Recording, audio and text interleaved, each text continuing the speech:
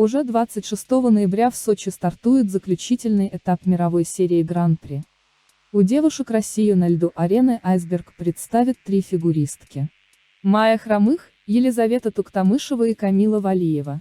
Конкуренцию россиянкам составят бельгийка Луна Хендрикс и опытная американка Марая Белл. Полностью состав участниц выглядит следующим образом. Ольга Микутина, Австрия, Екатерина Рябова, Азербайджан, Луна Хендрикс, Бельгия, Виктория Сафонова, Белоруссия, Мейдлин Скиза, Канада, Ева Лотта Киибус, Эстония, Рино Муцуйки, Япония, Екатерина Куракова, Польша, Марая Белл, США, Елизавета Туктамышева, Камила Валиева и Майя Хромых. Напомним, что после этапа в Сочи определятся все 6 фигуристок, которые в декабре отправятся в японскую Осаку, где пройдет финал соревнований. Для того, чтобы гарантировать себе билет в финал Гран-при, Туктамышева и Хромых достаточно занять в Сочи одно из призовых мест. Ранее Елизавета и Майя стали вторыми на этапах в Ванкувере и Турине соответственно. За серебряные награды фигуристки получили по 13 призовых очков. Проходной балл в текущем сезоне составит, ориентировочно 23-24 очка. Что касается Валиевой, то Камиле нужно в Сочи заработать всего 9 призовых очков, чтобы гарантировать себе место в финале Гран-при, а это значит, что Камилу вполне устроит даже 4-е место. Перед последним этапом турнирное положение складывается таким образом, что Россия может получить сразу 5 билетов в финал соревнований. Единственной фигуристкой из-за пределов России, которая уже гарантировала себе место в финале, стала японка Каори Сакамото, в активе которой 24 очка. Японка уже не сможет опуститься ниже 6-го места, а потому может готовиться к финалу уже сегодня. Сохраняет шансы на выход в финал и бельгийка Луна Хендрикс, однако для этого Луне нужно занять на этапе в Сочи 1-е или 2-е место. Даже бронзовая медаль не позволит бельгийке рассчитывать на выход в финал Гран-при. Постановку Алены Косторной под Билли Айлиш нещадно критикуют даже специалисты. С такой программой Алене будет сложно рассчитывать на Олимпиаду. Возвращение Косторной к Тутберидзе надежд не оправдывает. Хоть Алена и вернула тройной аксель, серьезной претенденткой на Олимпиаду она так и не стала. Причем кажется, что даже в «Хрустальном» на поездку Алены в Пекин не рассчитывают. Иначе просто не объяснишь, почему мощную программу под музыку Вивальди с огромным потенциалом заменили на абсолютно проходную под трек Билли Айлиш. Логики в такой ротации не увидели даже специалисты, которые нещадно критикуют постановку Косторной. Получается, Алене дали заведомо проигрышный образ. Возвращение Косторной в «Хрустальный» подарило болельщикам надежду на то, что карьера Алены перезапустится. Фигуристка вернет тройной аксель, уверенность в себе и присоединится к гонке за Олимпиаду. Меньшего от сотрудничества с Тутберидзе никто не ждал. Открытые прокаты сборной России еще больше вселили оптимизм в болельщиков Косторной. Алена показала коронный прыжок и представила сильные программы. Особенно яркой вышла премьера произвольной под времена года Вивальди. Хоть постановка и выглядела сырой, в ней уже проглядывалась мощь. Казалось, для Алены постарались на славу и теперь у нее есть все шансы поехать в Пекин. Но со стартом большого сезона оптимизм развеялся. Первые турниры показали, что Косторная не избавилась от прежних проблем. Фигуристка так и не вернула огонь в глазах, а тройной аксель оказался нестабильным. Вдвойне удивило решение тренерского штаба поменять Алене обе программы, прямо в разгар олимпийского сезона. И если в короткой замена оказалась удачной, то в произвольной вызвало много вопросов и противоречий.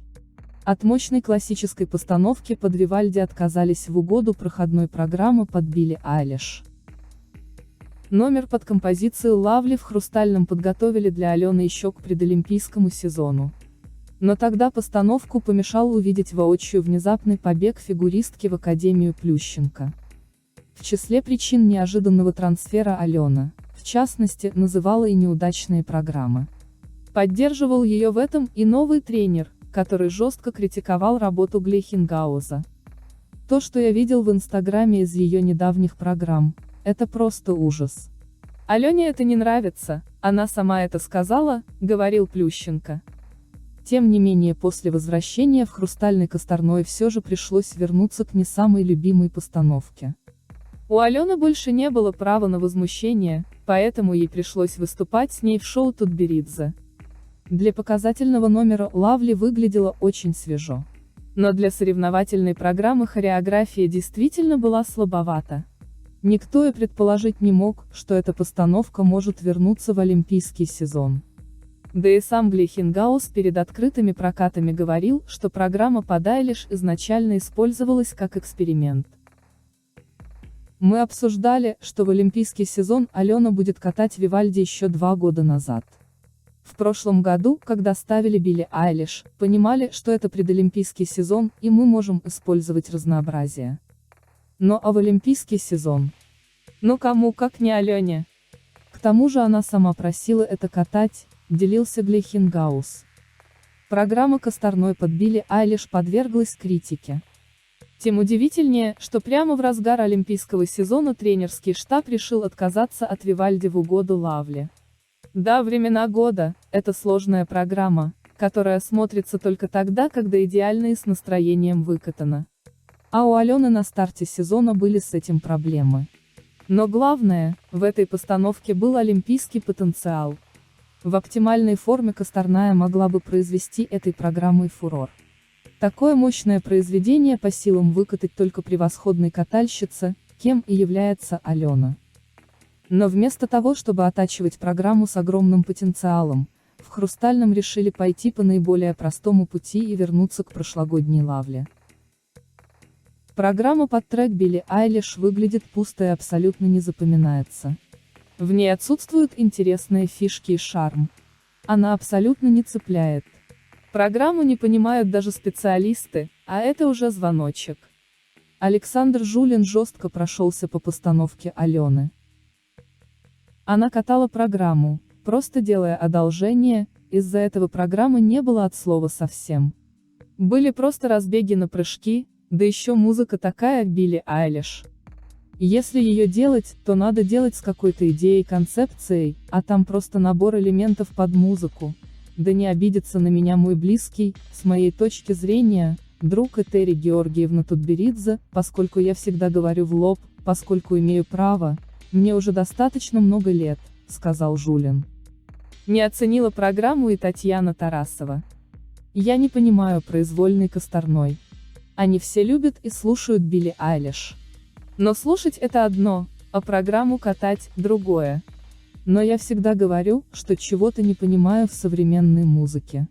Смотреть эту программу очень тяжело, сказала Тарасова. Со специалистами нельзя не согласиться.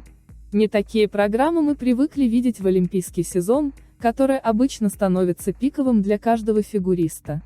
Образы для игр чаще всего подбирают заранее, с расчетом на то, что они войдут в историю. Стоит вспомнить хотя бы Китри Загитовой из Дон Кихота, или девочку в красном пальто Лепницкой из списка Шиндлера.